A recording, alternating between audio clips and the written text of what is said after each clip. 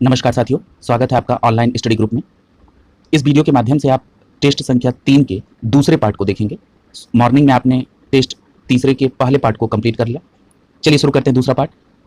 प्रश्न संख्या 51 है, गिलो या गुडुची, जिसको टीनोस्पोरा कार्डिफोलिया कहते हैं, के संदर्भ में निम्नलिखित कथनों में से कौन सा सही नहीं है। चलिए देखते हैं। पहला कथन दे रहा है कि आयुष मंत्रालय ने इसे उपयोग के लिए सुरक्षित घोषित किया है, तो ये स्टेटमेंट सही है। अगला कह रहा है कि इसमें हिप्टोप्रोक्टिव गुण पाया जाता है, तो ये भी सही है। अगला है, ये भारत का देसी पौधा नहीं है, ये स्टेटमेंट यहाँ पर गलत है। यह भारत का देसी पौधा है। साथ ही साथ आपको यह भी याद रखना होगा कि भारत के अतिरिक्त चीन, ऑस्ट्रेलिया और अफ्रीका के उष्णकटिबंधीय क्षेत्रों में भी ये पाया जाता है। यानी प्रश्न संख्या 51 का सही जवाब होगा सी, ये सही नहीं है। डी देखिए, यह एक बेल है जो अन्य पेड़ों पर उगती है, ये भी स्टेटमेंट सही है। यानी 51 का सही जवाब होगा सी। 52 देखिए, करा कि महाशिलांकटक और रथ मूसल नवीन जो सैन्य हथियार थे, इसका इस्तेमाल किसके द्वारा किया जाता था, तो आपका सही जवाब होगा अजात शत्रु द्वारा। यानी कि ये जो सैन्य हथियार थे महाशिलांकटक और रथ मूसल, इसका प्रयोग अजात शत्रु द्वारा किया जाता था। आइए अजात शत्रु के बारे में थोड़ा सा जान लेते हैं। अजात शत्रु बिंबिसार का पुत्र था और आपको यह मालूम होगा कि बिंबिसार हर्यक वंश का संस्थापक था। और ऐसा कहा जाता है कि अजात शत्रु ने बिंबिसार की हत्या करके सिंहासन पर कब्जा किया। और हर्यक वंश का सबसे शक्तिशाली और आक्रामक शासक था कौन, अजातशत्रु। और एक बात और याद रखिएगा कि अजातशत्रु ने प्रसेनजीत द्वारा शासित कोसल राज्य पर कब्जा कर लिया था। और अजातशत्रु के ही शासनकाल में बुद्ध की मृत्यु हुई। और एक और महत्वपूर्ण काम कि अजातशत्रु के शासनकाल में प्रथम बौद्ध संगीति का आयोजन भी हुआ था। अभी आपने तीसरे टेस्ट के पहले पार्ट में चारों बौद्ध संगीति के बारे में पढ़ा, उसमें आपने अजातशत्रु के बारे में भी देखा था। 52 का सही जवाब होगा बी। 53 प्रश्न देखिए, निम्नलिखित कथनों पर विचार कीजिए। पहला है, जनजातीय मूलवासियों की भूमि में कंपनी के नियमों और हस्तक्षेप ने मुख्य भूमि में आदिवासी आंदोलन को जन्म दिया। बिल्कुल सही बात है। यानी कि जब जनजाति और मूलवासियों की भूमि में कंपनी के नियम और उसके हस्तक्षेप होने लगे, इसके ही कारण आदिवासी आंदोलन जन्म लिया। पहला स्टेटमेंट बिल्कुल सही है। अगला देखिए, कह रहा है कि लॉर्ड कैनिंग के काल में पारित सामान्य सेवा सूचीकरण अधिनियम यानी कि जनरल सर्विस एनलिस्टमेंट एक्ट सिपाही विद्रोह का मूल कारण था। ये स्टेटमेंट आधा सही और आधा गलत है। चलिए देखते हैं कैसे आधा सही और आधा गलत है। आप भी कहेंगे कि ऐसा तो कभी ऑप्शन नहीं आया। देखिए यहां आधा कैसे मैं कर रहा हूं, क्योंकि लॉर्ड कैनिंग ने ये जो सामान्य सेवा सूचीकरण अधिनियम 1856 लाया था, ठीक है, और ये सिपाही विद्रोह का एक कारण भी था, लेकिन मूल कारण नहीं था। यहां मूल कारण शब्द का उपयोग हुआ है, इसलिए स्टेटमेंट गलत हो जाएगा, ठीक है। यानी कि कई कारणों में से ये भी एक कारण था। और आपको मालूम है कि जो 1857 का जो सिपाही विद्रोह हुआ, उसका तात्कालिक कारण क्या था कि लोगों के, सिपाहियों के मन में ये बात आ गई कि ब्रिटिश सरकार अब हमारे धर्म में हस्तक्षेप कर रही है, सुअर के चर्बी युक्त कारतूस को दांत से खींचकर निकालना था। इसके कारण ये तात्कालिक कारण था। यहाँ पर पहला स्टेटमेंट सही है, दूसरा गलत है। देखिए यहाँ पर क्या ऑप्शन हो जाएगा, आपका विकल्प ए सही हो जाएगा। अगला देखिए 54 प्रश्न, करा दीवान ए अमीर कोही के संदर्भ में निम्नलिखित कथनों पर विचार कीजिए। अब यहाँ पर देखिए पहला कथन दे रहा है कि दीवान ए अमीर कोही की स्थापना फिरोज शाह तुगलक ने की थी। ये स्टेटमेंट सीधे सीधे गलत है। क्यों? क्योंकि दीवान ए अमीर कोही की स्थापना मोहम्मद बिन तुगलक ने की थी, या मोहम्मद तुगलक लिखा है, तब आप उसको सही करेंगे, इसलिए ये स्टेटमेंट गलत हो गया। दूसरा देखिए कि इसे कृषि की खेती के सुधार के लिए स्थापित किया गया था। यानी जो दीवान ए अमीर कोही विभाग की स्थापना मोहम्मद बिन तुगलक ने की, ये कृषि सुधार के लिए था, ये बात सही। यानी पहला स्टेटमेंट गलत है और दूसरा सही है। 54 का आंसर हो जाएगा बी, केवल 2 सही है। अगला देखिए 55वां, वैश्विक बहुआयामी गरीबी सूचकांक 2021 के संदर्भ में निम्नलिखित कथनों पर विचार कीजिए। पहला कथन है, इसे खाद्य एवं कृषि संगठन द्वारा जारी किया जाता है। अब यहां पर देखिए पहला स्टेटमेंट गलत हो गया। क्यों गलत हो गया? क्योंकि जो ये वैश्विक बहुआयामी गरीबी सूचकांक है, इसको संयुक्त राष्ट्र विकास कार्यक्रम, जिसको आप शॉर्ट में यूएनडीपी कहते हैं, और साथ ही साथ Oxford poverty and human development initiative, जिसको आप शॉर्ट में क्या कहते हैं, OPHI, ठीक है, इनके द्वारा जारी किया जाता है। यानी यूएनडीपी और OPHI की संयुक्त पहल से वैश्विक बहुआयामी गरीबी सूचकांक जारी किया जाता है। इस आधार पर पहला स्टेटमेंट गलत हो गया। दूसरा देखते हैं, कह रहा है कि भारत में अनुसूचित जाति समूह का लगभग 1/3 बहुआयामी गरीबी से ग्रस्त है। ये स्टेटमेंट सही है। इसके अलावा अनुसूचित जाति मतलब SC समूह, अगर मान लीजिए आप अनुसूचित जनजाति यानी ST समूह को देखेंगे तो 9.4% बहुआयामी गरीबी से ग्रस्त है। अगर आप पिछड़ा वर्ग समूह यानी OBC समूह को देखेंगे तो उसमें 27.2 बहुआयामी गरीबी से ग्रस्त है। ये आपको इस बात को याद रखना होगा, और इस सूचकांक में 109 देशों को के डेटा को शामिल किया गया था, ठीक है। इस प्रकार प्रश्न संख्या 55 का पहला कथन गलत है, दूसरा सही है। आपका आंसर हो जाएगा बी। अगला देखिए, निम्नलिखित कथनों पर विचार कीजिए। पहला कथन है कि अवध और रुहेलखंड में सिपाही विद्रोह और विरोध प्रदर्शनों ने ब्रिटिश साम्राज्य को जड़ से हिलाकर रख दिया था। पहला स्टेटमेंट सही है, ठीक है। आगे आप देखेंगे 1857 के क्रांति के बाद तो एक पील आयोग का गठन हुआ था, जो सेना में सैनिकों की भर्ती, उसमें यहाँ के अब सैनिकों को हटाकर जहाँ के समर्थक शासकों ने मदद की थी 1857 में, वहाँ के लोगों को इसमें लाया गया था। यानी पहला स्टेटमेंट सही है। और अवध और रुहेलखंड के अलावा दोआब के क्षेत्र, बुंदेलखंड का इलाका, मध्य भारत का इलाका, बिहार का इलाका, ये सभी इलाके जो है ब्रिटिश सत्ता को हिलाकर रख देने में कामयाब थे। अगला दे रहा है स्टेटमेंट, 1857 के विद्रोह प्रदर्शनों के बाद भारत में बेहतर सरकार हेतु एक अधिनियम पारित किया गया, जिसे ब्रिटिश साम्राज्य की रानी ब्रिटिश भारत का संप्रभु बना दिया। आपने जिन लोगों ने भी हमारी आधुनिक भारत के इतिहास की सीरीज को कंप्लीट किया होगा, उनको इस प्रश्न का सीधा सीधा मतलब समझ में आ रहा होगा। अब देखिए, भारत प्रशासन सुधार अधिनियम 1958 के द्वारा कुछ ब्रिटिश सरकार ने कुछ इनिशिएटिव लिए। वही स्टेटमेंट 2 में कह रहा है, क्या कह रहा है कि ईस्ट इंडिया कंपनी का शासन का अंत हुआ और ब्रिटिश सरकार ने भारतीय प्रदेशों का प्रबंधन सीधे अपने हाथ में लिया। इसके अलावा भारत के शासन उनके प्रतिनिधि ब्रिटिश के प्रतिनिधि सेक्रेटरी ऑफ स्टेट के द्वारा चलाया जाएगा। वायसराय का पद आया, जिसके द्वारा कैनिंग प्रथम वायसराय बना। देशी रियासतों को यह आश्वासन दिया गया कि अब उनके मामलों में ब्रिटिश साम्राज्य हस्तक्षेप नहीं करेगा, और साथ ही साथ आपको गोद लेने की भी अनुमति दी जाएगी। आपने ये पढ़ा था कि पहले गोद लेने की अनुमति थी, और गोद लिया हुआ बच्चा केवल उसके आर्थिक उसका जो पैतृक धन था उसमें हिस्सा ले सकता था, वो राज्य नहीं चला सकता था। ठीक है, यानी प्रश्न संख्या 56 में स्टेटमेंट पहला और दूसरा यहाँ पर आपको सही है, दोनों स्टेटमेंट सही है। इस प्रकार आपका आंसर क्या हो जाएगा, यहाँ पे सी विकल्प आपका सही हो जाएगा 56 का। अगला देखिए 57 प्रश्न, करेक्ट, तैमूर किसके शासनकाल में भारत पर आक्रमण किया था? तो याद रखिएगा कि तैमूर ने नासिरुद्दीन महमूद के शासनकाल में 1398 में दिल्ली सल्तनत पर आक्रमण किया था। यानी 57 का सही क्या हो जाएगा, डी। नासिरुद्दीन का महमूद का शासनकाल कब से कब तक था? 1394 से 1412 के बीच में। इस प्रकार 57 का सही जवाब हो जाएगा डी। अगला देखिए 58, कह कि निम्नलिखित में से कौन ब्रिटिश का प्रधानमंत्री था जब 20 फरवरी 1947 को ब्रिटिश हाउस ऑफ कॉमन्स द्वारा भारतीय उपमहाद्वीप को छोड़ने की घोषणा की गई? तो आपका सही जवाब होगा क्लीमेंट एटली। यानी 58 का सही जवाब होगा विकल्प ए। क्लीमेंट एटली ने 20 फरवरी 1947 को यह कह दिया कि हम 30 जून 1948 की समय सीमा के अंतर्गत भारत को अपने सत्ता छोड़ देंगे। ठीक है, यानी इस पर सहमति जाहिर कर दी। यानी 58 का सही जवाब क्या हो जाएगा, ए हो जाएगा। अगला देखिए, कह रहा है कि 59 किस सुधार के अंतर्गत निम्नलिखित परिवर्तन हुए थे? पहला है, इस अधिनियम ने देश के शासन में एक प्रतिनिधिक और लोकप्रिय तत्व शामिल करने का पहला प्रयास किया था। जैसे ही प्रतिनिधित्व की बात आई और मार्ले मिंटो सुधार अधिनियम दिख रहा है, यानी मार्ले मिंटो सुधार अधिनियम 1909, जैसे भारत परिषद अधिनियम 1909 भी कहते हैं, इसके द्वारा मुस्लिम समुदाय को पृथक निर्वाचक मंडल की व्यवस्था की गई। अगला स्टेटमेंट है कि गवर्नर जनरल की कार्यकारी परिषद में पहली बार किसी भारतीय सदस्य को चुना गया, यह भी मार्ले मिंटो में था। और इसके द्वारा केंद्र सरकार के संबंध में गवर्नर जनरल की जो कार्यकारी परिषद थी, उसमें पहली बार भारतीय सदस्य को लिया गया। किसको लिया गया? सत्येंद्र प्रसाद सिन्हा को। ठीक है, और ये गवर्नर जनरल यानी वायसराय की परिषद में कानूनी सदस्य के तौर पर शामिल होने वाले पहले भारतीय थे। यानी यहाँ पर दूसरा स्टेटमेंट भी सही है। इस प्रकार 59 में आप देखेंगे कि किससे संबंधित हो जाएगा, मार्ले मिंटो सुधार अधिनियम 1909, यानी 59 का ए ऑप्शन सही हो जाएगा। अगला देखिए 60 प्रश्न, हाल ही में निम्नलिखित में से जिसने संयुक्त राष्ट्र मानवाधिकार परिषद यानी UNHRC द्वारा एक सार्वभौमिक मानव अधिकार के रूप में मान्यता देने के लिए सर्वसम्मति से मतदान किया गया, किसके लिए मतदान किया गया? तो आपका सही जवाब क्या हो जाएगा, स्वच्छ पर्यावरण पर अधिकार के लिए। ठीक है, यानी 60 का सही जवाब क्या हो जाएगा, सी हो जाएगा। ठीक है, यानी क्या था, एक स्वच्छ और स्वस्थ और टिकाऊ पर्यावरण के लिए सार्वभौमिक मताधिकार के तौर पर मान्यता देने के लिए मतदान किया गया। ठीक है, और कहाँ किया गया? तो UNHRC में। ठीक है, यानी यहाँ पर आपका सही जवाब क्या हो जाएगा, 60 का सी आंसर हो जाएगा। अगला देखिए, हाल ही में नासा ने किसके अध्ययन के लिए मिशन लूसी लॉन्च किया गया?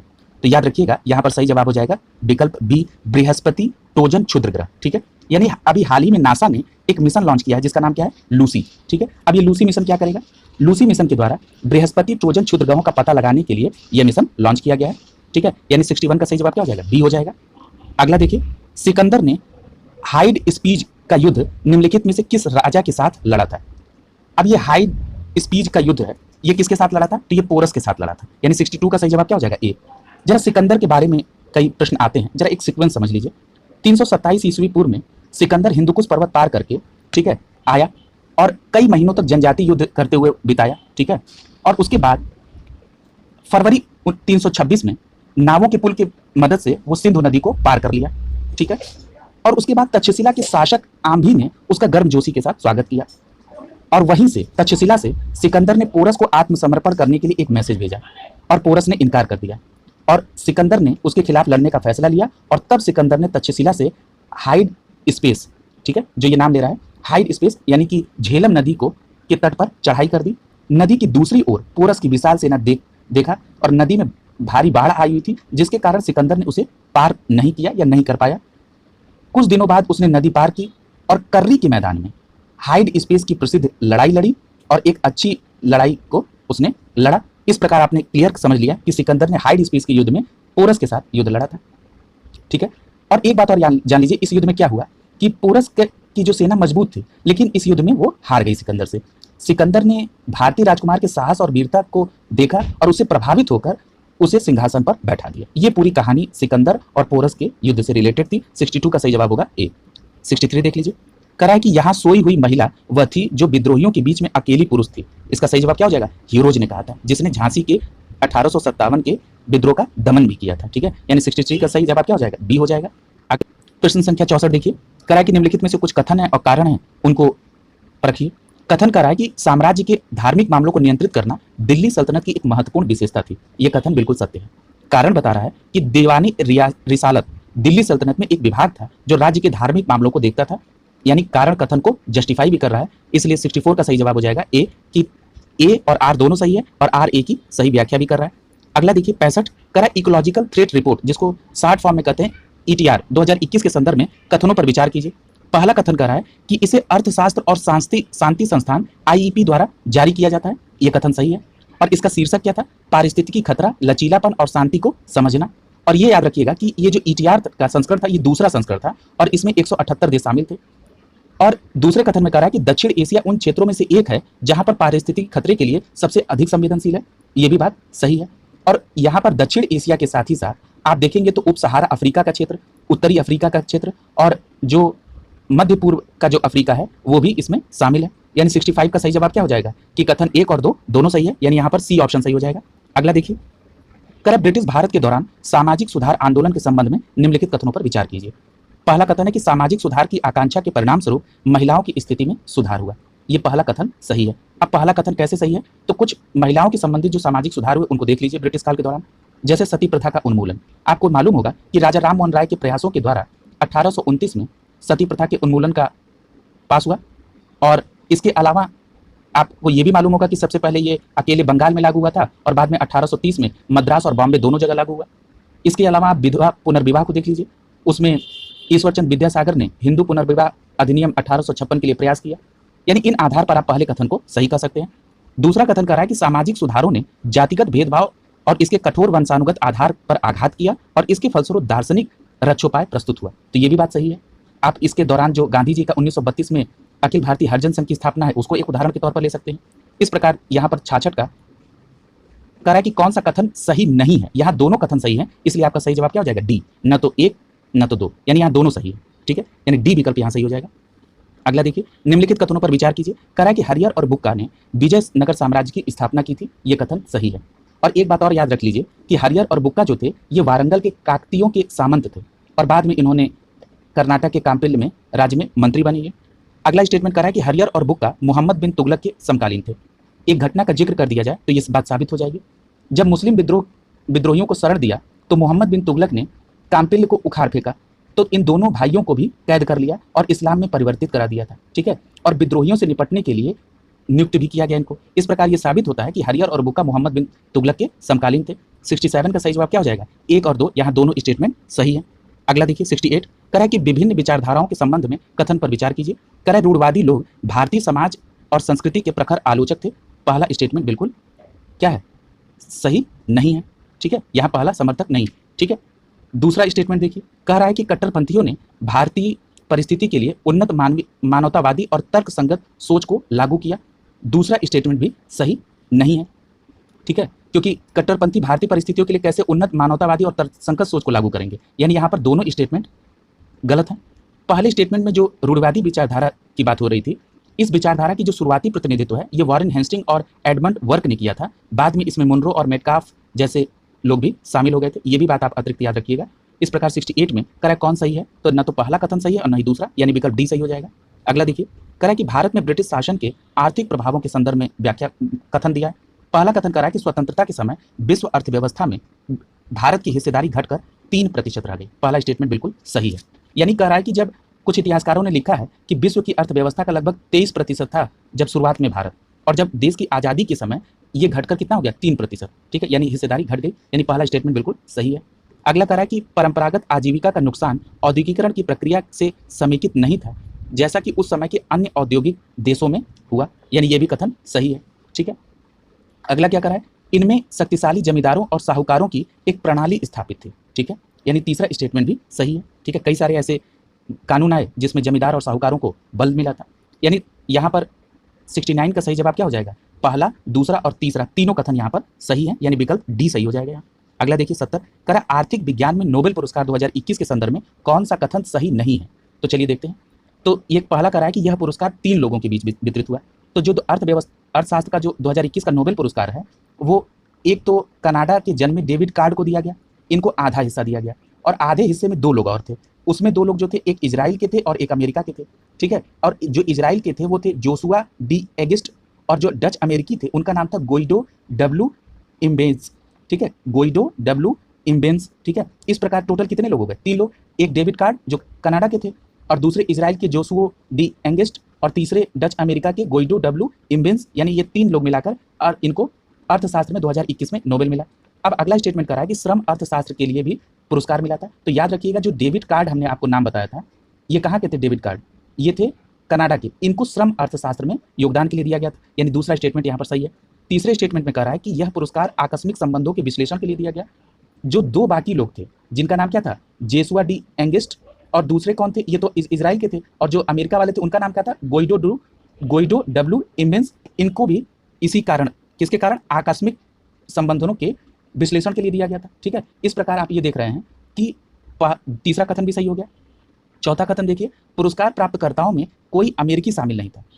यहाँ डी विकल्प गलत हो जाएगा, क्योंकि अभी हमने आपको बताया कि जो डच अमेरिकी थे उनका नाम क्या था, गोइडो डब्ल्यू इम्बेंस। ठीक है, इस प्रकार 70 का सही जवाब होगा डी, ये कथन सही नहीं है। अगला देखिए, हाल ही में पाकिस्तान के डॉक्टर अब्दुल कादिर खां का निधन हो गया। ये कौन थे, तो जो ये डॉक्टर अब्दुल कादिर खां थे, ये परमाणु वैज्ञानिक थे।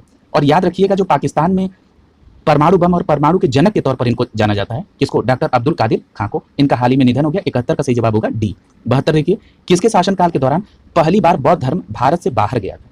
तो वो शासनकाल था अशोक का। याद रखिएगा, अशोक के पुत्र का नाम था महेंद्र, और इनकी पुत्री का नाम था संघमित्रा। इनको उन्होंने सिलोन श्रीलंका में भेजा था। इस प्रकार 72 का सही जवाब हो जाएगा बी। 73 देखिए, करा कि कुछ संस्थापक हैं और कुछ आंदोलन के नाम दिए हैं, उनको आपको मिलान करना है। आइए देखते हैं। पहला दिया है कि कोल्हापुर के महाराजा। ठीक है, तो अब यहाँ देखिए कि क्या सही हो जा रहा है। तो कह रहा है कि कोल्हापुर के महाराजा कौन थे, इनसे संबंधित क्या है, गैर ब्राह्मण आंदोलन। ठीक है, यानी ए को आप पहले के साथ मैच कर देंगे। वही ईवी रामास्वामी को अगर आप देखेंगे तो ईवी रामास्वामी का संबंध किससे है, तो इनका संबंध जो है ये स्वाभिमान आंदोलन से है। वहीं डॉक्टर अंबेडकर की, भीमराव अंबेडकर की बात करेंगे तो इनका संबंध किससे है, तो इनका संबंध महार सत्याग्रह से है। वहीं ज्योतिबा फूले का संबंध किससे है, सत्यशोधक आंदोलन से है। इसका मतलब यह है कि ए का पहला, बी का दूसरा, सी का तीसरा और डी का चौथा हो जाएगा। ठीक है, इस प्रकार आपका विकल्प कौन सा सही हो जाएगा, यहाँ पर ए विकल्प सही हो जाएगा 73 का। अगला चलिए 74 प्रश्न को देखिए। कह रहा कुछ समाचार पत्र हैं और उनके लेखक दिए हैं, पूछ रहा है कौन सा सुमेलित नहीं। चलिए देखते हैं। पहला दिया है कि राजा राम मोहन राय। राजा राम मोहन राय ने एकेश्वरवादियों का उपहार। ठीक है, तो ये बात सही है, राजा राम मोहन राय ने एकेश्वरवादियों का उपहार लिखा। अगला है देवेंद्र नाथ टैगोर ने तत्वबोधिनी पत्रिका, तो ये भी सही है। ठीक है, यानी ये देवेंद्र नाथ टैगोर से संबंधित है। अगला है बाल शास्त्री जाम्बेडकर, इनका संबंध दर्पण से है, यहाँ ये भी सही है। अगला है ज्योतिबा फूले हितकेच्छू, ये गलत है। हितकेच्छू का संबंध गोपाल हरि देशमुख से है। ये गोपाल हरि देशमुख महाराष्ट्र के एक समाज सुधारक थे। ठीक है, इन्होंने लिखा था क्या चीज, हितकेच्छू। ठीक है, और इसके अलावा इनकी पत्रिका ज्ञान प्रकाश है, इंदु प्रकाश है, लोक हितवादी है। ये सभी किससे संबंधित है, लोक हरि देशमुख से संबंधित, गोपाल हरि देशमुख से संबंधित है। ठीक है, इस प्रकार 74 का सही जवाब क्या हो जाएगा, डी हो जाएगा। अगला देखिए, कर हाल ही में ग्लोबल गर्लहुड रिपोर्ट किसके द्वारा प्रकाशित की गई, तो आपका सही जवाब क्या हो जाएगा, सेव द चिल्ड्रन संगठन के द्वारा।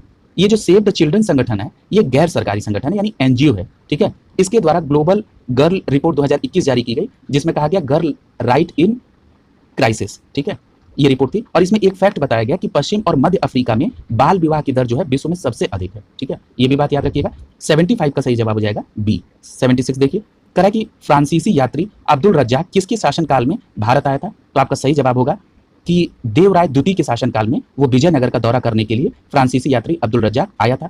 और एक बात और याद रखिएगा कि अब्दुल रज्जाक कहता है कि देश और राज्यों में ज्यादातर अच्छी तरह से खेती की जाती है और बहुत उपजाऊ, और सैनिकों की संख्या 11 लाख थी। कहाँ के संदर्भ में ये बात कर रहा है? ये विजयनगर के दौरान कहा है उसने। दूसरी बात कि अब्दुल रज्जाक विजयनगर को दुनिया में कहीं भी सबसे शानदार शहरों में से एक मानता था। ठीक है, अगला है 76 का सही जवाब क्या हो जाएगा? डी हो जाएगा। 77 देखिए, निम्नलिखित में से किस सातवाहन राजा ने पश्चिमी मालवा और बरार पर विजय प्राप्त की थी? ठीक है, तो आपका सही जवाब क्या हो जाएगा इसमें? श्री सतकर्णी। ठीक है, जरा इसको डिटेल में समझिए। मौर्य वंश के पतन के बाद दक्कन में सातवाहनों ने अलग शासन स्टैब्लिश कर लिया, और एक बात और याद करिएगा, उन्हें आंध्र के नाम से भी जाना जाता था, और सातवाहन के इतिहास के लिए पुराण और शिलालेख महत्वपूर्ण स्रोत है। और सातवाहन वंश के संस्थापक कौन है? तो सातवाहन वंश के संस्थापक जो हैं उनका नाम क्या है? सिमुक है, याद रखिएगा, जो विकल्प ए में दिया हुआ है। ठीक है, इसके बाद जो सिमुक था उसके उत्तराधिकारी का नाम कृष्ण था। इसने पश्चिम में नासिक तक अपने साम्राज्य का विस्तार किया। ठीक है, और तीसरे राजा थे श्री सतकर्णी। ये जो तीसरे राजा श्री सतकर्णी थे, इसने पश्चिमी मालवा और बरार पर विजय प्राप्त की, उसके बाद अश्वमेध यज्ञ भी कराया था। ठीक है, यही प्रश्न में आपसे पूछ भी रहा था। और एक बात और याद रखिएगा कि जो सातवाहन वंश का जो 17वां राजा था, जिसका नाम हाल था, जो विकल्प डी में दिया है, उसने भी 5 वर्ष तक शासन किया था। ठीक है, इस प्रकार आपने यहाँ के सारे विकल्प देख लिए। एक बात और याद रखिएगा कि ये जो हाल था, इसकी एक प्रसिद्ध पुस्तक थी जिसका नाम था गाथा सप्तशती। ठीक है, ये भी बात याद रखिएगा, इसमें प्राकृतिक भाषा में श्लोक लिखे हुए थे। ठीक है, इस प्रकार 77 का सही जवाब क्या हो जाएगा? डी हो जाएगा। ठीक है, अगला प्रश्न देखिए, कह रहा है कि बंगाल गजट के संबंध में निम्नलिखित में से कौन सा कथन सही है? ठीक है, पहला कथन कह रहा है कि इसकी शुरुआत जेम्स ऑगस्ट हिकी ने 1790 में की थी। पहला स्टेटमेंट गलत है। क्यों? क्योंकि बंगाल गजट जो है इसकी शुरुआत जेम्स ऑगस्ट हिकी ने तो की थी, लेकिन 1790 में नहीं, 1780 में की थी। ठीक है, और एक बात और याद रखिएगा कि ये जो अखबार था ये भारत का पहला अखबार था। देखिए, विकल्प कथन 3 में भी दिया है, इसका मतलब कि तीसरा कथन सही है और पहला गलत हो गया। अब दूसरा देख लीजिए, सरकार की मुखर आलोचना के कारण 1872 में इसे जब्त कर लिया गया। ठीक है, यानी ये भी कथन सही है। यानी यहाँ पर कौन कौन से कथन सही हो गए? दूसरा और तीसरा सही हो गया, पहला गलत हो गया क्योंकि यहाँ 1790 दिया, यहाँ 1780 होना चाहिए था। ठीक है, अब यहाँ पर चलिए, यानी कि 78 का आपका कौन सा सही जवाब हो जाएगा? 2 और 3 सही है, यानी बी ऑप्शन सही हो जाएगा। अगला देखिए, 79 करेक्ट, कंपनी के शासन के दौरान भारत में शिक्षा के लिए विशिष्ट व्यक्तियों द्वारा कुछ कदम उठाए गए। इसके संदर्भ में कुछ देखिए, जैसे पहला कथन कर रहा है कि कलकत्ता मदरसा की स्थापना वॉरेन हेस्टिंग ने 1781 में मुस्लिम कानून के अध्ययन के लिए किया था। यह पहला स्टेटमेंट बिल्कुल सही है। दूसरा, हिंदू कानून और दर्शन के अध्ययन के लिए 1791 में बनारस में जोनाथन डंकन द्वारा संस्कृत कॉलेज की स्थापना की गई थी। यह भी कथन सही है। यह बहुत इंपॉर्टेंट प्रश्न है, स्टेटमेंट है, कई बार सीधे इसके प्रश्न बना दिए जाते हैं। तीसरा कह रहा है कि भारतीय भाषाओं और रीति रिवाजों में कंपनी के सिविल सेवकों के प्रशिक्षण हेतु बेलेजली द्वारा 1800 में पोर्ट विलियम कॉलेज की स्थापना की गई थी। यह भी स्टेटमेंट बिल्कुल सही है। इस प्रकार आपने देखा कि पहला, दूसरा और तीसरा स्टेटमेंट तीनों सही है, यानी 79 का विकल्प क्या होगा? डी सही हो जाएगा। अगला देखिए, 80 कह रहा है पीएम गति शक्ति योजना के संदर्भ में निम्नलिखित कथनों पर विचार कीजिए। क्या कथन है? पहला कह रहा है कि यह देश में रसद लागत को कम करने के लिए मुख्य केंद्र के साथ एक बहु नोडल कनेक्टिविटी योजना है। ये स्टेटमेंट सही है। अब देखिए, इस स्टेटमेंट को आप कैसे पकड़ेंगे? देखिए, पीएम गति शक्ति योजना जो है इसके अंतर्गत 7 इंजन यानी 7 कारक बताए गए, और ये पीएम गति शक्ति क्या करेगा? ये गति शक्ति यानी गति देगा किसको? अर्थव्यवस्था को। किन? इन 7 इंजनों के द्वारा। अब ये 7 इंजन कौन कौन से हैं? पहला है सड़क, दूसरा है रेलवे, तीसरा है एयरपोर्ट, चौथा है पत्तन, पांचवा है माल परिवहन, छठवां है जल मार्ग, और आपका 7वां क्या हो जाएगा? लॉजिस्टिक और संरचना। अब आपने देखा माल परिवहन लिखा है, माल परिवहन को आसान किया जाएगा तो जो रसद लागत है उसमें कमी आएगी ना, तो इसका मतलब पहला स्टेटमेंट सही हो गया। दूसरा देखिए कि सभी गांवों में 4G कनेक्टिविटी का विस्तार करना इस योजना का हिस्सा है। ये भी कथन बिल्कुल सही है, और ये इस बार के बजट में इस बात की व्यवस्था की गई है। ठीक है, तो यानी कि आपने देखा कि 80 का पहला और दूसरा दोनों स्टेटमेंट सही है। इसके साथ ही साथ इसका लक्ष्य 11 औद्योगिक गलियारे और 2 रक्षा गलियारे, एक तमिलनाडु में और दूसरा उत्तर प्रदेश में, ये भी इसका है। इसी के साथ साथ गैस पाइपलाइन में 1700 किलोमीटर का जोड़ने की भी योजना इसकी है। ठीक है, इस प्रकार 80 में आपका सी आंसर सही हो जाएगा। अगला देखिए, कह रहा है कि निम्नलिखित में से कुनमिंग घोषणा जो हाल ही में चर्चा में रही किससे संबंधित है? तो याद रखिएगा कि ये जो कुनमिंग है ये जैव विविधता से संबंधित है। अब ये क्या है? ये चीन में जैव विविधता पर एक संयुक्त राष्ट्र का कार्यक्रम हुआ, ये 15वां सम्मेलन था, और 100 से अधिक देशों ने कुनमिंग घोषणा को अपनाया। इस घोषणा में नए वैश्विक जैव विविधता से संबंधित बातें की गई। ठीक है, इसका मतलब 81 का सही जवाब क्या हो जाएगा? बी हो जाएगा। 82 देखिए, कह रहा है कि गंधार कला के संदर्भ में निम्नलिखित कथनों पर विचार कीजिए। कह रहा है इसकी उत्पत्ति इंडो यूनानी शासकों के शासनकाल के दौरान में हुई थी। ये कथन बिल्कुल सही है। ठीक है, यानी कि ये इंडो यूनानी शासकों के ही शासनकाल में स्टैब्लिश हुई थी। एक बात और याद रखिएगा यहाँ पर कि जो गांधार कला थी ये भारतीय और यूनानी रोम के तत्वों का मिश्रण थी। और दूसरी बात एक और महत्वपूर्ण है कि गांधार मूर्ति कला जो है इसके नमूने आपको तक्षशिला में, पेशावर में और उत्तर पश्चिम भारत के कई स्थानों में, यानी कि कभी भी आपको गांधार को कोरिलेट करना हो तो उत्तर पश्चिम भारत में देखेंगे। दूसरी बात की गांधार कला में बुद्ध जी की कई सारी मूर्तियां हैं जो विभिन्न नाप की हैं, विभिन्न मुद्राओं में हैं, ठीक है, ये भी बात याद रखिएगा, यानी ये बुद्ध जी से संबंधित है। अगला कह रहा है कि दूसरा स्टेटमेंट है गांधार कला का मुख्य विषय महायानवाद था।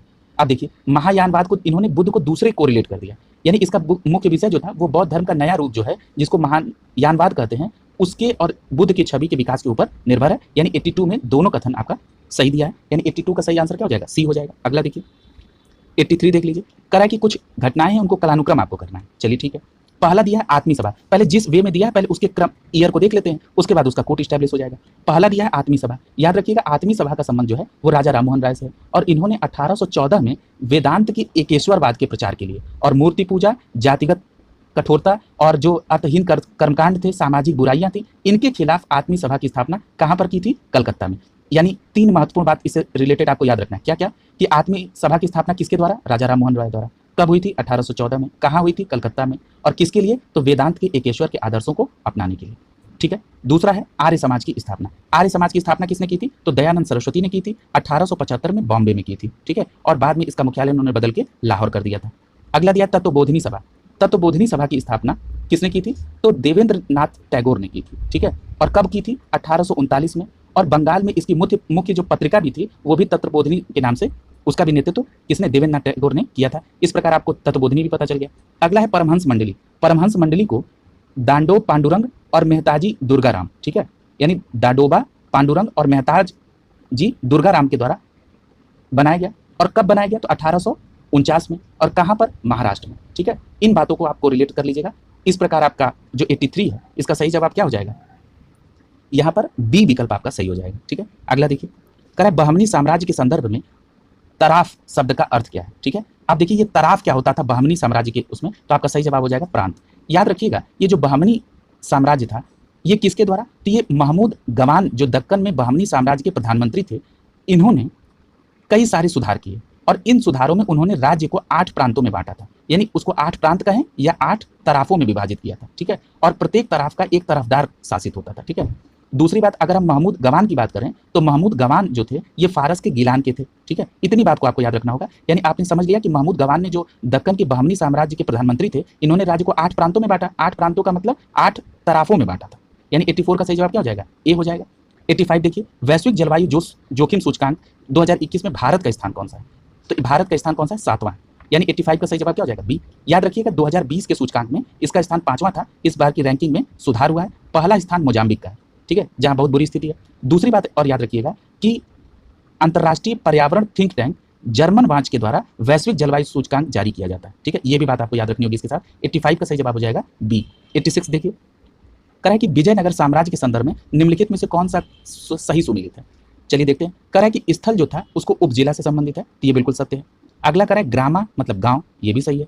मंडलम का मतलब प्रांत, नाडु का मतलब जिला, यानी कि ये चारों के चारों यहाँ पर सुमेलित हैं विजयनगर साम्राज्य के संदर्भ में। 86 का सही जवाब होगा डी। 87 देख लीजिए, कह रहा है कि निम्नलिखित में से किस कुषाण शासक के अधीन मथुरा एक महत्वपूर्ण नगर बना। देखिए कुषाण जो है ना, ये परीक्षा के दृष्टिकोण से बहुत इंपॉर्टेंट है। आइए इसको जरा कुषाण वंश को जरा डिटेल में समझ लेते हैं। जो कुषाण वंश था ये यूची जनजाति की एक शाखा थी। ठीक है, और इनका मूल स्थान कहाँ पे निवास, ये मध्य एशिया के। दूसरी बात समझ लीजिए कि सबसे पहले शकों ने को विस्थापित करके ये कहाँ पर आ गए, बैक्ट्रिया आ गए। यानी कुषाणों ने सबसे पहले शकों को विस्थापित करके ये बैक्ट्रिया आ गए। ठीक है, और उसके बाद धीरे धीरे काबुल घाटी में चले गए और गांधार क्षेत्र पर क्या किया, कब्जा कर लिया। कुषाण वंश के संस्थापक कौन थे, तो कुषाण वंश के संस्थापक कुजुल कटफिसेस को माना जाता है। कुजुल कटफिसेस प्रथम, ठीक है, उसने काबुल घाटी पर अधिकार कर लिया और अपने नाम का सिक्का जारी कर दिया। ठीक है, अब ये जो कुषाण वंश का शासक था कुजुल कटफिसेस प्रथम, इसके पुत्र का नाम था विम कटफिसेस, और विम कटफिसेस को कटफिसेस द्वितीय कहते हैं। ठीक है, इसने मथुरा तक जो है उत्तर पश्चिम भारत को जीत लिया। किसने, इसके लड़के ने, विम कटफिसेस या कटफिसेस द्वितीय। और उसने संपूर्ण विश्व में कि ईश्वर जैसे शीर्षक के साथ सोने के सिक्के जारी किए। यानी जो विम कटफिसेस था, यानी जो कटफिसेस द्वितीय था, उसने संपूर्ण विश्व के ईश्वर का शीर्षक लिखते हुए सोने का सिक्का जारी किया, और ये भगवान शिव का बहुत बड़ा भक्त था। दूसरी बात कि यदि कुषाण वंश की बात हो, और कनिष्क की नहीं, कनिष्क कुषाण वंश का सबसे महत्वपूर्ण शासक था। ठीक है, और कनिष्क का एक लड़का था जिसका नाम था हुविस्क। ये जो हुविस्क था इसी ने मथुरा को एक महत्वपूर्ण नगर बनाया था, जो प्रश्न में पूछ रहा है। यानी 87 का सही जवाब हो जाएगा डी। ठीक है, इस प्रकार आपने कुषाण वंश के पूरे सीरियल को एक क्रम में देख लिया, ये आपको बहुत लाभदायक होगा। 87 का सही जवाब हो जाएगा डी। अगला देखिए, 88 देखिए, कह रहा है कि वुड डिस्पैच घोषणा के संदर्भ में कथनों पर विचार कीजिए। पहला कथन कह रहा है कि इसे भारत में अंग्रेजी शिक्षा का मैग्ना कार्टा कहा जाता है। ये बात बिल्कुल सत्य है। ये जो वुड घोषणा पत्र है या जिसको वुड डिस्पैच कहा जाता है, ये 1854 में है और इसने भारत में शैक्षिक प्रणाली के लिए एक व्यवस्था लागू की जिसमें भारत में अंग्रेजी शिक्षा का मैग्ना कार्टा कहा जाता है। दूसरा स्टेटमेंट क्या कर रहा है कि इसने भारतीय सरकार से जनता की शिक्षा की जिम्मेदारी की बात की, यानी ये बात ये भी सही है। यानी इसमें क्या हो गया, इसमें कह रहा है कि भारतीय सरकार से कहा कि जन साधारण की शिक्षा की जिम्मेदारी आप स्वयं लीजिए। इस प्रकार उन्होंने कम से कम कागजों पर जो अधोमुखी निस्यंदन का सिद्धांत था उसको टोटल खारिज कर दिया। यानी अगर आपसे ये पूछा जाए या स्टेटमेंट में कभी दे दिया जाए कि वुड घोषणा पत्र के आधार पर यह कहा जा सकता है कि अधोमुखी निस्यंदन का सिद्धांत इसके द्वारा खारिज किया गया, तो यह बात सत्य है। ठीक है, इन्होंने सीधे सीधे कह दिया था कि भारतीय सरकार की जिम्मेदारी है जनता की शिक्षा, यानी दूसरा स्टेटमेंट सही है। तीसरा, इसने स्कूल स्तर पर स्थानीय भाषाओं और उच्च शिक्षा के लिए शिक्षा माध्यम के रूप में अंग्रेजी भाषा की सिफारिश की थी। ठीक है, ये भी बात सही है। इन्होंने कहा भाई स्कूली स्तर पे आप स्थानीय भाषा और उच्च शिक्षा के लिए अंग्रेजी माध्यम कर दीजिए। तीनों कथन यहाँ पर सही है। ठीक है, इस प्रकार आपका डी ऑप्शन सही हो जाएगा। 89 देखिए, भारतीय किसान वर्ग की दरिद्रता कृषि संरचना के परिवर्तन का प्रत्यक्ष परिणाम थी। ये जिसका कारण क्या थी? पहला दे रहा है कि औपनिवेशिक आर्थिक गतिविधियां यानी नीतियां जो है, ये बात बिल्कुल सत्य है। यानी जो औपनिवेशिक आर्थिक नीतियां थी ये किसान वर्ग की दरिद्रता के लिए रिस्पॉन्सिबल थी। इसके अलावा हस्तशिल्प कला की बर्बादी के कारण अति संकुचित निर्भरता हो गई, ये भी बात सही है। तीसरा कह रहा है कि नई भू राजस्व प्रणाली, ये भी बात सही है। ठीक है, यानी ये तीनों चीजें जो उपनिवेशवाद के तहत किसानों की दरिद्रता के लिए रिस्पॉन्सिबल है। इसके अलावा भी आप ये बता सकते हैं कि औपनिवेशिक प्रशासनिक और न्यायिक प्रणाली जो थी ये भी जो है इनकी दरिद्रता के लिए रिस्पॉन्सिबल थी। 89 का सही जवाब हो जाएगा डी। 1 2 3 सही है। अगला करा है 90, करा हाल ही में एनसीआर के लिए किसके आकार को एक वृत्ताकार कोर क्षेत्र में कम करने का प्रस्ताव किया गया है। ये समझ लीजिए कि राष्ट्रीय राजधानी क्षेत्र योजना बोर्ड, जिसको एनसीआरपीबी कहते हैं, उन्होंने एक हाल में प्रारूप क्षेत्रीय योजना 2041 को मंजूरी दी है। क्या नाम है? प्रारूप क्षेत्रीय योजना 2041। किसके द्वारा? एनसीआरपीबी द्वारा। और उसमें कहा गया कि एनसीआर के आकार में कमी की संभावना है और क्षेत्र का जो भौगोलिक आकार है वो राजघाट यानी दिल्ली में जो राजघाट है वहां से 100 किलोमीटर के दायरे में सन्निहित एक गोलाकार क्षेत्र होगा। ठीक है, इस प्रकार आपका 90 का सही जवाब क्या हो जाएगा? सी हो जाएगा। ठीक है, वर्तमान में जान लीजिए कि जो एनसीआर है उसमें उत्तर प्रदेश, हरियाणा और राजस्थान के 24 जिले हैं और पूरी दिल्ली शामिल है इसमें। और अगर क्षेत्रफल के आधार पर देखेंगे तो 55,083 वर्ग किलोमीटर में ये है। 90 का सही जवाब क्या हो जाएगा? सी। अगला देखिए, कह हाल ही में निम्नलिखित में से कौन भारत की 11वीं महारत्न कंपनी बनी है? तो आपका सही जवाब होगा पावर फाइनेंस कॉर्पोरेशन, PFC। ठीक है, ये कौन सी 11वीं महारत्न कंपनी बनी है और ये किसके द्वारा दिया जाता है? तो ये वित्त मंत्रालय के तहत एक सार्वजनिक उद्यम विभाग है, उसके द्वारा ये आदेश दिया जाता है। 91 का सही जवाब होगा डी। अगला 92 देखिए, कह संगम काल के राजा करिकाल ने निम्नलिखित में से कौन सा युद्ध लड़ा था? तो आपका सही जवाब होगा इन्होंने बेन्नी का युद्ध लड़ा था, यानी यहाँ पर 92 का सही जवाब हो जाएगा ए। अगला देखिए, कह रहा है कि राजनीतिक संघों और उनके संस्थापकों के लिए निम्नलिखित में से कौन सा युग्म सही सुमेलित नहीं है? ठीक है, चलिए देख लेते हैं। कह रहा है लैंड होल्डर सोसाइटी। ठीक है, लैंड होल्डर सोसाइटी, ठीक है, इसके लिए कौन है? तो याद रखिएगा कि ये जो लैंड होल्डर सोसाइटी है इसे ही कहते हैं जमींदारी एसोसिएशन। ठीक है, इसके लिए कौन है? देवेंद्रनाथ टैगोर, यानी पहला सही है। अब दूसरा क्या कर रहा है? अगला कर रहा है east India association. East India association से किसका संबंध है? तो ये दादा भाई नौरोजी का संबंध है। ठीक है, इन्होंने 1866 में लंदन में इसकी स्थापना की और उद्देश्य क्या था कि भारतीय प्रश्न पर चर्चा की जाए और इंग्लैंड में जनता को प्रभावित किया जाए ताकि भारतीय लोगों को बढ़ावा दिया जा सके। ठीक है, अगला दिया है बॉम्बे प्रेसिडेंसी एसोसिएशन। ये जो बॉम्बे प्रेसिडेंसी एसोसिएशन है इसकी स्थापना 1885 में की गई और किसके द्वारा की गई? तो बदरुद्दीन तैयब, फिरोज शाह मेहता और केटी तेलंग के द्वारा की गई। ठीक है, अगला दिया, यानी ये भी सही है। अगला दिया मद्रास महाजन सभा। मद्रास महाजन सभा की स्थापना 1884 में किसके द्वारा की गई थी? बी सुब्रमण्यम अय्यर, पी आनंद चार्लू और एम वीर राघवाचारी द्वारा, यानी ये गलत दिया है। यानी 93 का सही जवाब क्या हो जाएगा? डी हो जाएगा, ये सुमेलित नहीं है। अगर शिशिर कुमार घोष की बात करेंगे तो शिशिर कुमार घोष ने 1875 में इंडियन लीग की स्थापना की थी।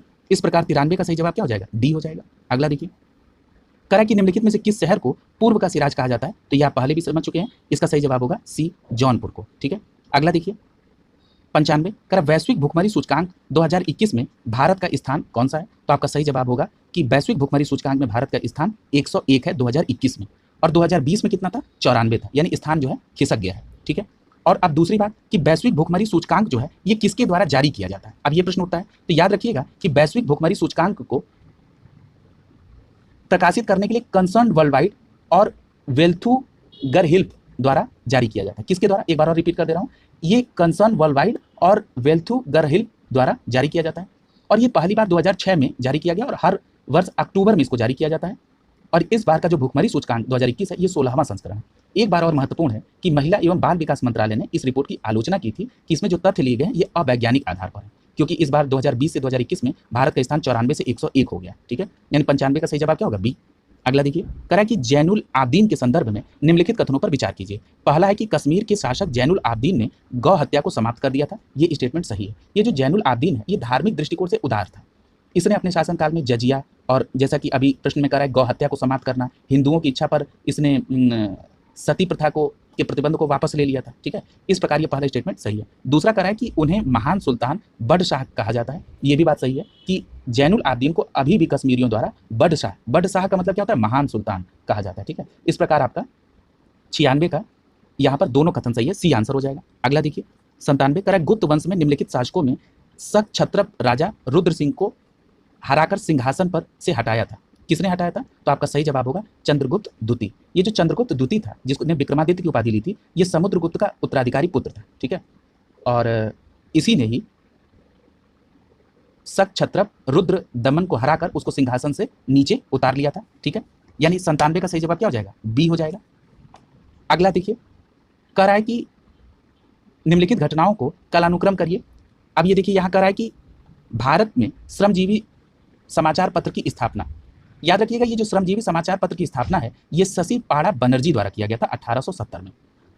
और शशि पाड़ा बनर्जी ने एक वर्किंग मेंस क्लब यानी वर्किंग मेंस क्लब की भी स्थापना किसने की थी? शशि पाड़ा बनर्जी ने 1870 में। अगला दिया है सोराबजी सापुरजी बंगाली ने मजदूरों की काम करने की स्थिति के संदर्भ में एक विधेयक पारित करने की कोशिश की थी। ये कब की थी? ये 1878 में की। अगला है बॉम्बे मिल की स्थापना। बॉम्बे मिल की स्थापना नारायण मेघाजी लोखंडे ने की थी। ये कब की थी? 1880 में। ठीक है, और इन्होंने दीनबंधु अखबार की भी शुरुआत की थी। अगला दिया ग्रेट इंडियन पेनिनसुला रेलवे की पहली हड़ताल। तो इनकी पहली हड़ताल 1899 में हुई थी। इस प्रकार आपका एक कूट यहाँ पर सुमेलित हो जाएगा, 1 2 3 4। ठीक है, अगला देखिए 99, भारत में कम्युनिस्ट पार्टी यानी सीपीआई भाकपा के संदर्भ में निम्नलिखित में से कौन सा कथन सत्य है? पहला कह रहा है कि स्वतंत्रता के समय भाकपा ने भारतीय स्वतंत्रता को फर्जी घोषित कर दिया था। ये बात बिल्कुल सत्य है कि दिसंबर 1947 में उन्होंने कहा कि भारतीय स्वतंत्रता को ये आज़ादी झूठी है कि नारे लगाए, और कहा कि इसको फर्जी करार कर दिया, और कहा कि नेहरू के नेतृत्व में जो ये कांग्रेस सरकार है ये एंग्लो अमेरिका साम्राज्यवाद है और देश के भीतर सामंती ताकतों की कठपुतली है। ठीक है, इस प्रकार पहला स्टेटमेंट सही है। दूसरा कह रहा है कि अपने दूसरे कार्यकाल में भाकपा ने राष्ट्रीय सरकार को नागरिकों का एक बहुत बड़ा शत्रु कहा था। ठीक है, यानी उन्होंने जब मार्च में 1948 में जब कलकत्ता में दूसरा सम्मेलन किया था तब ये बात कही थी। इस प्रकार 99 का दोनों कथन सही है, यानी यहाँ जवाब सी हो जाएगा। अगला देखिए 100, हाल ही में गृह मंत्रालय ने सीमा सुरक्षा बल, जिसको बीएसएफ कहते हैं, के अधिकारों को अंतर्राष्ट्रीय सीमा की कितने किलोमीटर तक जब्ती, तलाशी और गिरफ्तारी के लिए बढ़ाया है? तो याद रखिएगा गृह मंत्रालय ने असम, पश्चिम बंगाल और पंजाब के अंतर्राष्ट्रीय सीमा से 50 किलोमीटर तक जब्ती, तलाशी और गिरफ्तारी का अधिकार सीमा सुरक्षा बल के लिए यानी बीएसएफ के लिए बढ़ाया है। और ये कब किसके तहत? बीएसएफ अधिनियम 1968 के तहत। यानी इस प्रकार 100 का सही जवाब क्या हो जाएगा? ए हो जाएगा 50 किलोमीटर। इस प्रकार आपने तीसरे टेस्ट का दूसरा पार्ट भी कंप्लीट कर दिया। अब कल आपको तीसरा पार्ट मिल जाएगा और इस प्रकार हम लोग तीसरा टेस्ट भी फिनिश कर देंगे। पहला और दूसरा टेस्ट कंप्लीट हो चुका है। निरंतर आप लोग इसको कर लीजिए और समय मिले तो रिवाइज भी करते रहिए। ठीक है, इस प्रकार आज यहीं पर कंप्लीट करते हैं। आप सभी का बहुत बहुत धन्यवाद।